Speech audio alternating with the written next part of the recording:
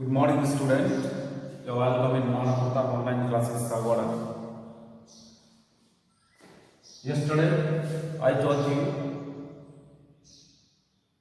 the passive voice of past simple tense. Today, I am going to teach you how to change past to continue and passive voice. एक past continue के sentence को passive में कैसे change करना आज हम बताएंगे आपको. Okay? I have already taught you about present continue, and you know, in continue tense we use being to change passive. Continue tense में passive में change करने के लिए हम being का use करते हैं with the same helping verb, उसी helping verb के साथ. ठीक है, तो very first हम लिखेंगे structure of active voice of past continue tense. Okay, you know we use was were in past continue, was were plus bing in past continue tense. Okay, so active past continue. Okay, past continue tense UOUS. Active sentence past continue का active क्या होता है? Subject, was, verb plus V I N G plus O. Okay, this is the active voice of past continue tense. To change this structure to passive voice, passive. Okay, in passive voice we use the object of active voice as a subject of passive voice. So object, okay, the same helping verb will be used, was verb, plus here will be used when. Okay, in the passive continue tense, past continue and present continue tense, only two continue tenses can be changed into passive voice: past, present continue and past continue. Okay, all other are continue cannot be changed into passive voice. Okay, so to change continue tense to passive voice we use being with the same helping verb. उसी helping verb के साथ हम being का use करते हुए passive बनाएंगे. Okay, past participle, the verb of active voice will be used of past participle in passive voice by and subject. Okay, subject of active voice will be used as object of passive voice. Subject जो है active का वो passive में subject object की तरह use किया जाएगा. And I have taught you, if your subject is any kind of noun then it will be written as it is, but if there is any kind of pronoun then it will be changed into its objective case. Okay, active voice and passive voice. Example: Ram was writing a letter.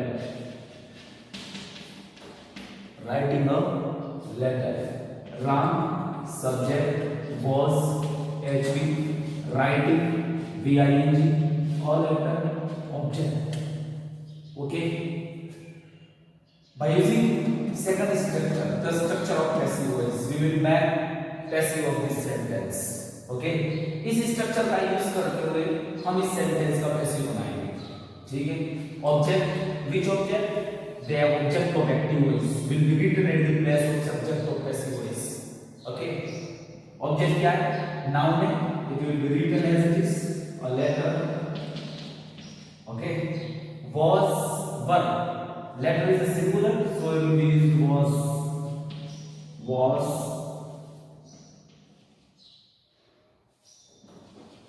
A letter was. Past participle being. Past participle before writing past participle we use being in continue tense. BEING, being. Okay, written, W-R-I-T-T-E-N, written. A letter was being written by Ram. Okay, this is the passive of past continuous tense. A letter was being written by Ram. A letter was being written by Ram. This is passive of past continuous tense.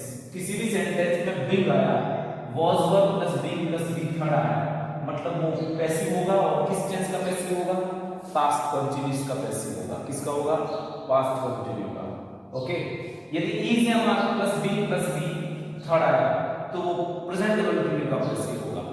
दो continue passive में change कर सकते हैं, past continue and present continue, ठीक है। और दोनों continue को पैसिव बदलने के लिए with the same helping verb they will be used being, ठीक है। सेम हेल्पिंग वर्ब माने मतलब उसी टेंस के साथ, उसी टेंस की हेल्पिंग वर्ब के साथ बीइंग का यूज करते हुए हम क्या बनाएंगे? बीइंग का यूज करते हुए हम पैसिव बनाएंगे कंटिन्यू टेंस का।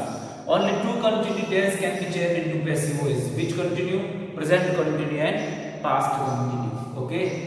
आगे समझ कि present perfect continue, past perfect continue, future perfect continue, and future continue cannot be changed into passive voice. Okay? So now I am going to give HW homework देने जा रहा हूँ, आपको समझ में आ गया होगा। और इस दो स्ट्रक्चर का यूज करके आपको प्रैक्टिस करनी है 5 एग्जाम्पल जो 5 सेंटेंस में जो दे रहा हूं उसको चेंज करके। Okay,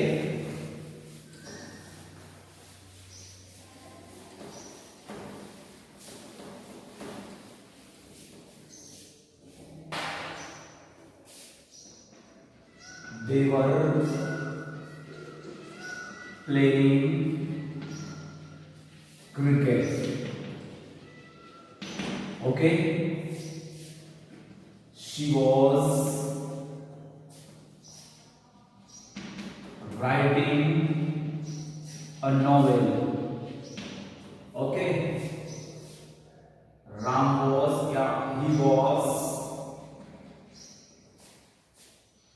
he was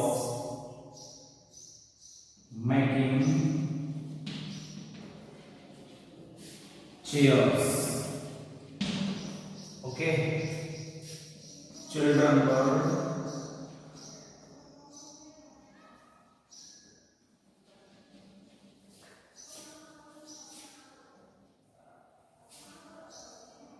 reading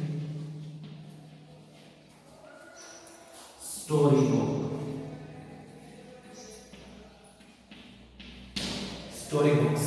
Okay, and the teacher was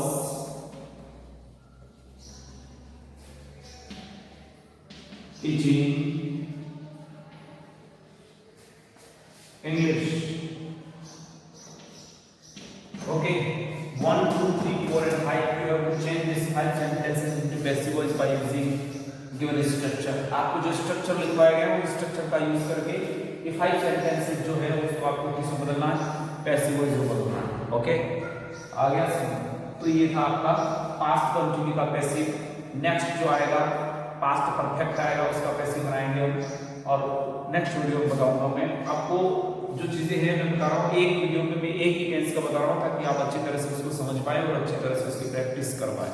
ठीक है, आ गया समझ कि नहीं आ गया? ओके, पास्ट कंटिन्यू टेंस का मैं स्ट्रक्चर आपको एक्टिव और पैसिव का लिखवा देता हूँ। उसकी जो प्रैक्टिस है, उसकी जो एक्सरसाइज है, मतलब उसका जो होमवर्क है वो नेक्स्ट वीडियो में दूंगा मैं रिवाइज करते हुए। आज पास्ट कंटिन्यू का, पास्ट परफेक्ट का आप लिखवा देते हैं। पास्ट परफेक्ट टेंस,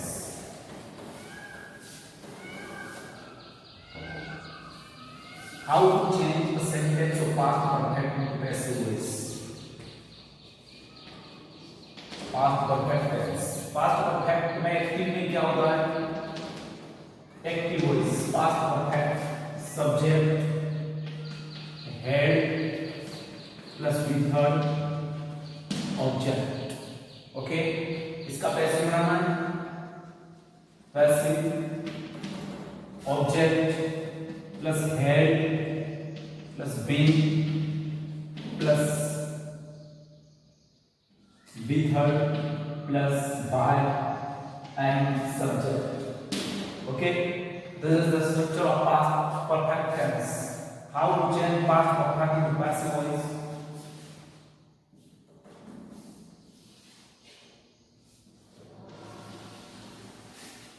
ओके, ये है आपका past perfect tense. For example,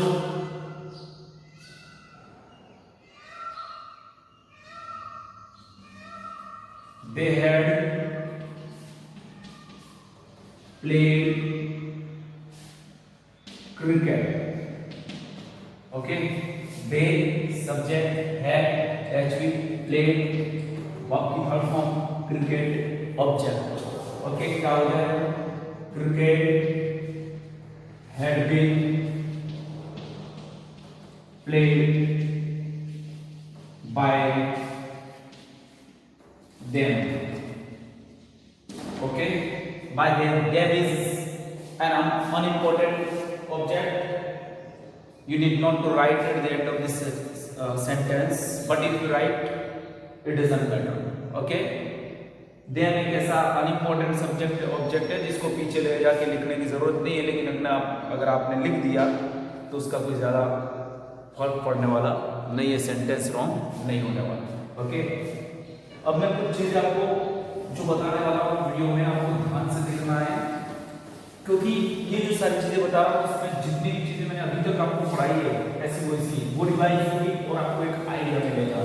मैं शॉर्ट में बताता हूँ कि पैसिव क्या होता है और किस तरह से पैसिव बनता है, कौन सी हेल्पिंग वर्ब के साथ कौन सी वर्ब आए तो वो किस टेंस का पैसिव बनेगा. मैं एक शॉर्ट में बता रहा हूँ और भी देख करके आपको थोड़ा सा आइडिया मिलेगा. ध्यान से देखना, जब भी किसी सेंटेंस में is and are plus verb की थर्ड फॉर्म है, किसी भी सेंटेंस में is and are plus verb की थर्ड फॉर्म आई तो वर्ब पैसिव वॉइस में लिखी हुई है. किस में लिखी हुई है? वो सेंटेंस पैसिव का होगा. Because in active voice we use present participle with is am are. Active का कोई भी सेंटेंस है उसमें इज एम आर के बाद हम आईएनजी फॉर्म यूज करते हैं. But if ever you have seen past participle with is am are, अगर आप कभी इज एम आर के साथ वर्ब की थर्ड फॉर्म देखते हैं तो सेंटेंस डेफिनेटली किस में लिखा हुआ है? पैसिव में लिखा हुआ है. और वो किस टेंस का पैसिव होगा? वो पैसिव होगा प्रेजेंट सिंपल का. किसका होगा? प्रेजेंट सिंपल का पैसिव होगा. Okay, is am are plus V third present simple का पैसिव होगा. किस टेंस का पैसिव होगा? प्रेजेंट सिंपल का पैसिव होगा.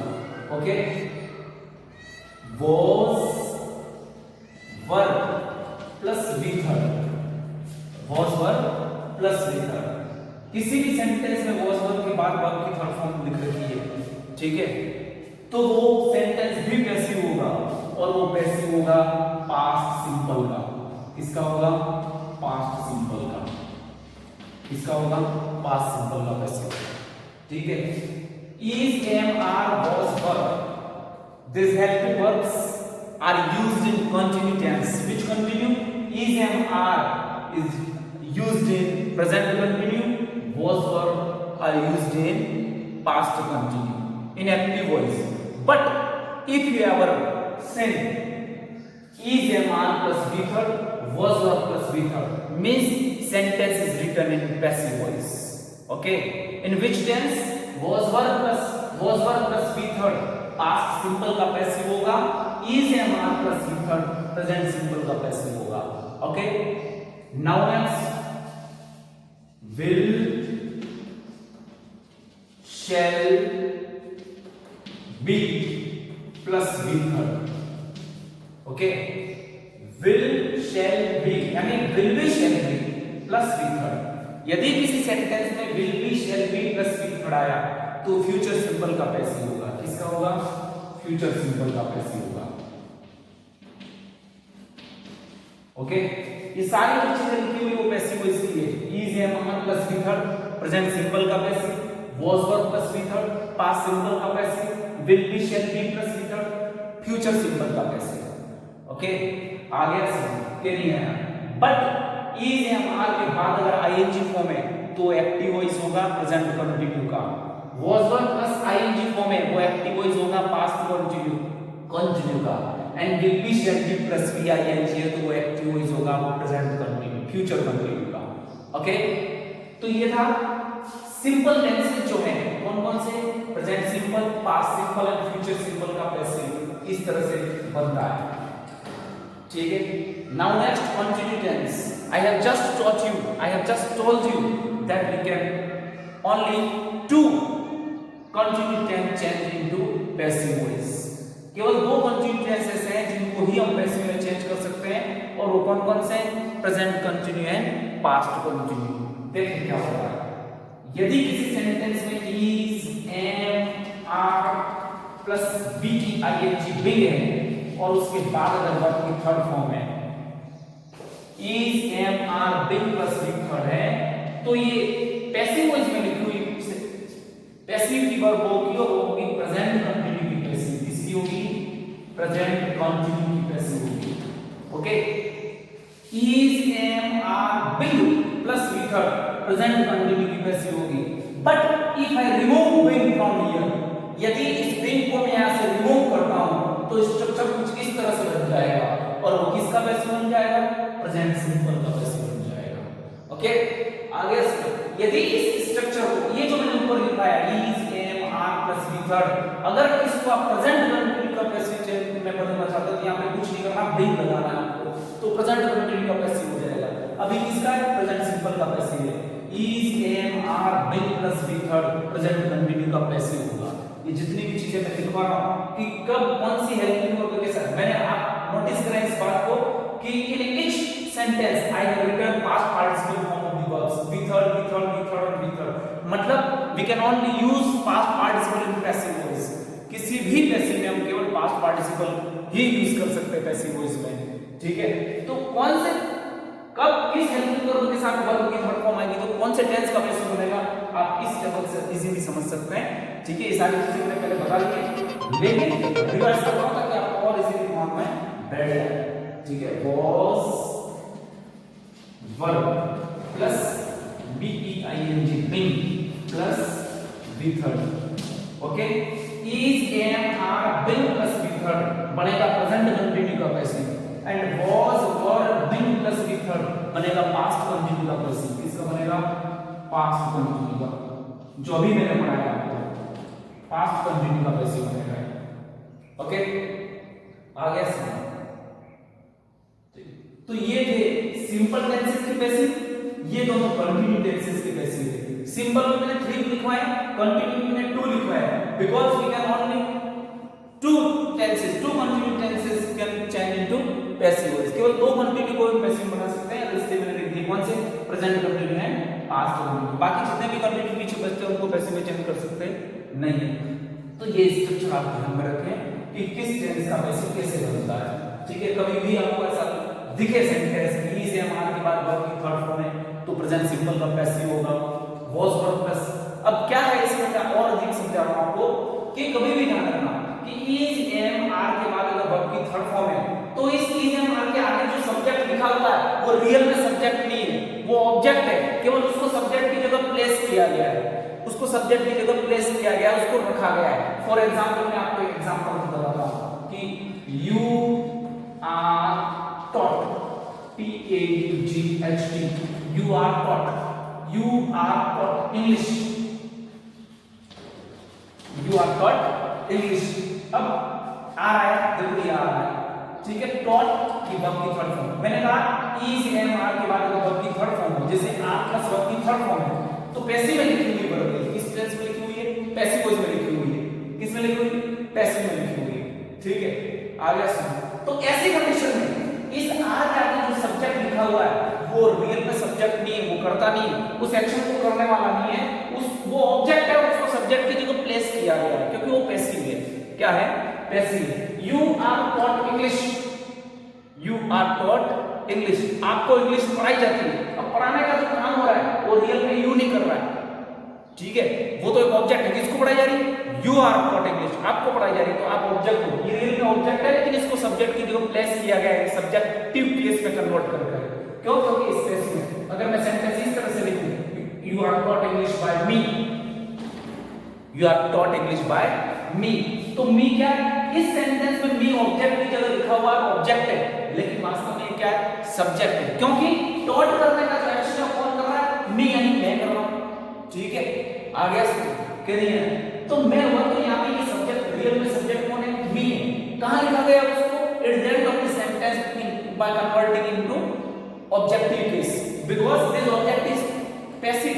ये जो ऑब्जेक्ट है वो पैसिव है, इसको पीछे ले जाके लिख दिया गया। सेंटेंस को आप समझने की ट्राई करें, कोशिश करें कि पैसिव जो पैसिव हम पढ़ रहे हैं वो कहां यूज होता है, उनका क्यों यूज होता है, वास्तव में पैसिव में लिखा हुआ सेंटेंस होता है तो उसका रियल में मीन्स क्या होता है। ठीक है, यू आर टॉट इंग्लिश, आपको इंग्लिश पढ़ाई जाती है।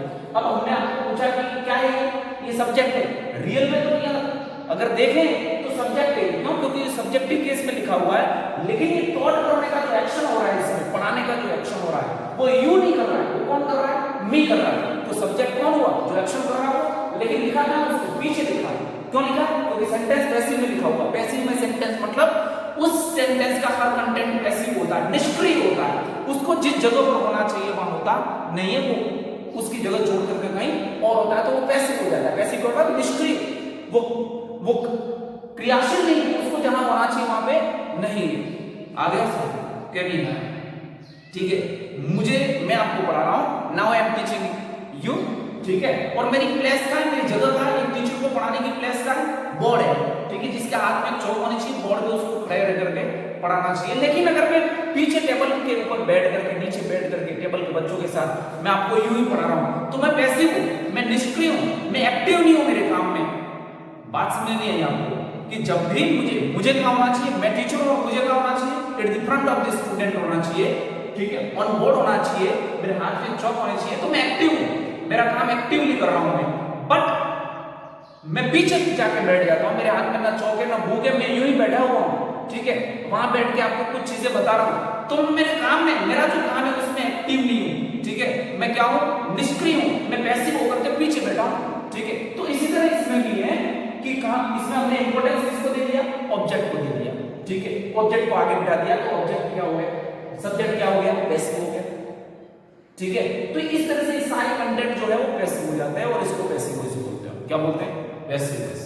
तो ये जो मैंने इंस्ट्रक्शन लिखवाए, कुछ आपको ध्यान में रखना है कि is am are plus B third, तो पैसिव होगा प्रेजेंट सिंपल का, और उसके आगे जो सब्जेक्ट लिखा हुआ वो रियल में सब्जेक्ट नहीं, मतलब उस सेंटेंस में जो वर्ब की फॉर्म लिखी है उस काम को करने वाला आगे जो लिखा वो नहीं है, जो पीछे लिखा हुआ वो है। ठीक है, आगे सुनिए, was verb plus be third, past simple का passive, will shall plus be third, future will shall plus be plus be third, future simple का पैसिव है, is am are plus being plus be third। अब यहाँ पे being को use किया हमने, देखो इसके बारे में एक रीजन बताता हूँ। is am are आपको बताएगा कि प्रेजेंट टेंस है, is am are आपको बताएगा कि ये प्रेजेंट टेंस है, कौन सा टेंस है, प्रेजेंट टेंस है, और being आपको बताएगा कि कंटिन्यू टेंस है, प्रेजेंट कंटिन्यू। ठीक है, और ये V3 जो मैंने लिखी वो बताएगा कि ये पैसिव है, मतलब प्रेजेंट कंटिन्यू का पैसिव है।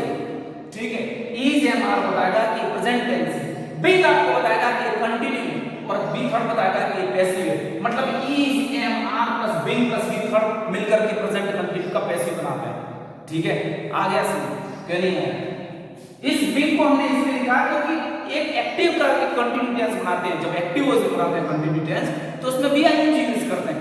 लेकिन हम पैसिव में जो वर्ब यूज कर रहे हैं पास्ट पार्टिसिपल, उसके साथ तो V I N G use कर सकते नहीं, तो उस वी आई एन जी को प्लेस करने के लिए, उसको रखने के लिए एक एक्स्ट्रा वर्ब लिखते हैं हम उस सेंटेंस में, बी।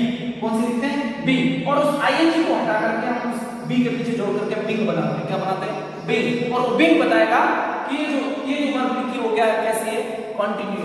लेकिन किसका लिखी हुई है, पैसिव का कंटिन्यू है, किसका कंटिन्यू है, पैसिव वॉइस का।